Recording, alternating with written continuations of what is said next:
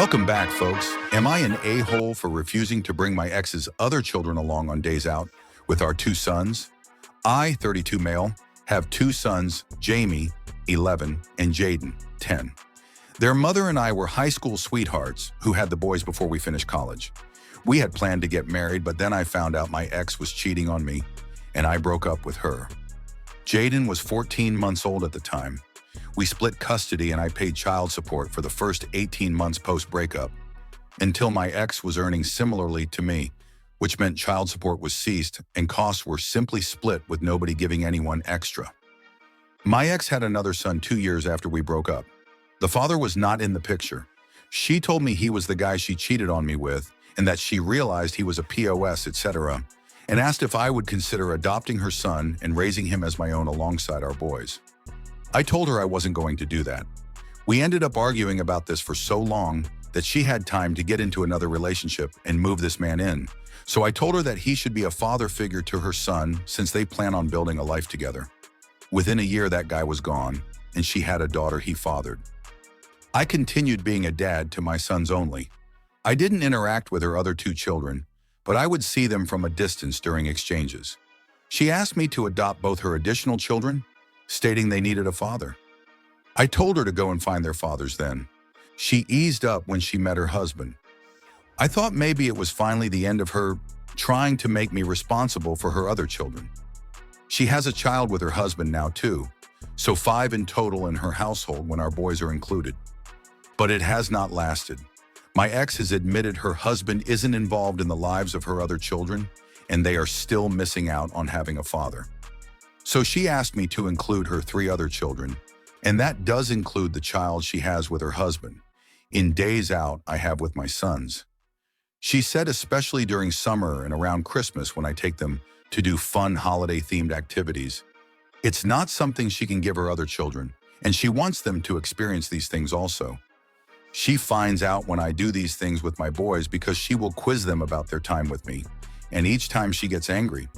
But when the boys were with her 2 weeks ago, she got extra pissed. She had mentioned to me that her son, the oldest of her other 3 kids, didn't get much for his birthday, and she had wanted to make it up to him. That was meant to mean me.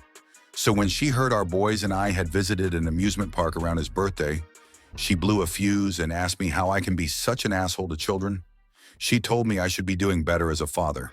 Am I an a-hole? Edit. You know, one of the things that has bothered me the most by her asking is the fact she's now married. She has chosen someone to marry and have another child with, and she chose someone who does not want to fill this fatherly role to her 2 other fatherless children. Before that, with her daughter's father, she chose another man who apparently didn't want to be a fatherly figure to her fatherless son.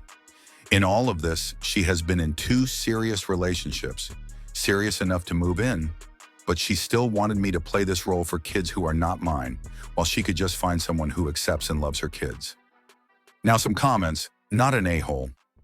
You agreed to be a dad to your 2 boys, and that's where your legal and moral responsibility ends.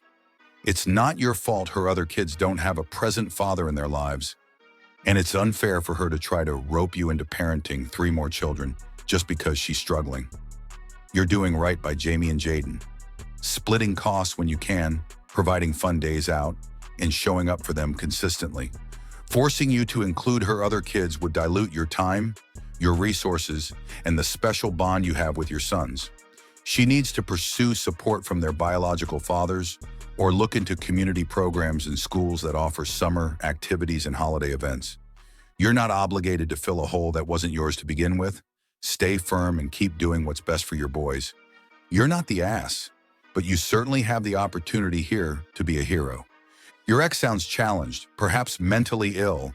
You have no legal obligations to her children by other men, but she's right in claiming that they have no one else, including her on an emotional level, I suspect. You could be the one they name in 30 years as their hero for caring when you didn't have to.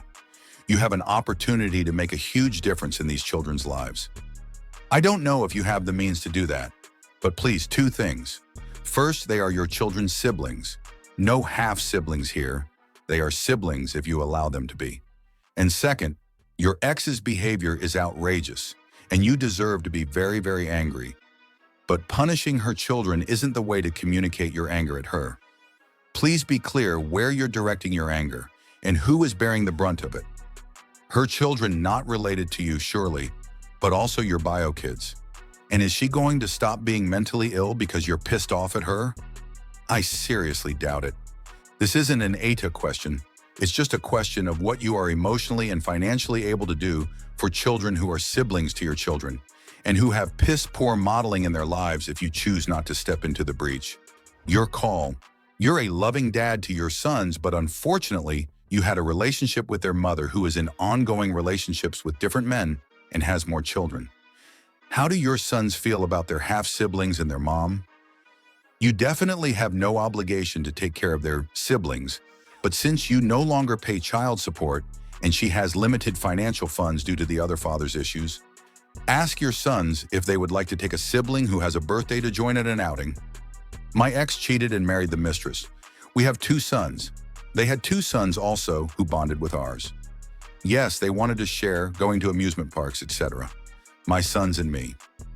I decided to not punish the children for the actions of their dad, and it's been 20 years.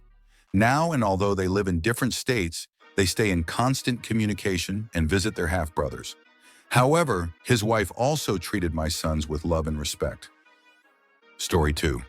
My husband stumbled onto messages, pictures, everything I'd hidden for years. The perfect life I built, a loving spouse, our dream home, and now a newborn son, shattered in an instant. The guilt and shame have been unbearable. We've tried to make a plan for our baby. He insists we stay under the same roof for our son's sake, but we live in separate rooms. There's no chance of repairing our marriage. He refuses to forgive me, and I can't blame him. I traded his love for lies. Since D-Day, he's demanded every detail. At first, I clung to half-truths, hoping to protect him from even more pain. I've answered as honestly as I could, while omitting the parts I'm too ashamed to admit. Deleting emails, burner accounts, anything that tied me to those years of betrayal felt like clearing my conscience. But it didn't erase my mistakes, and it certainly hasn't healed him. I've started attending SAA meetings, seeing a therapist twice a week, and made a commitment to go back to church. Each step forward feels like walking uphill in quicksand. The questions never stop, and I'm running out of energy to relate every moment of my double life. Some nights I lie awake, convinced I don't deserve to live with what I've done. My identity feels lost. I was a wife, now I'm just a name on his guest list. Watching my husband care for our son with a tenderness I no longer deserve is its own kind of torment. I remind myself that it's right he sees every piece of me, but there are moments when I want to close my eyes and pretend I never fell apart. Has anyone else faced this? How did you survive the endless shame and rebuild some sense of self? How did you bear your partner's questions without wishing you could vanish? I know I'm the one who caused this. I know he's the one hurt. I just don't know how to move past the mountain of my own making. Any advice would mean more than I can say.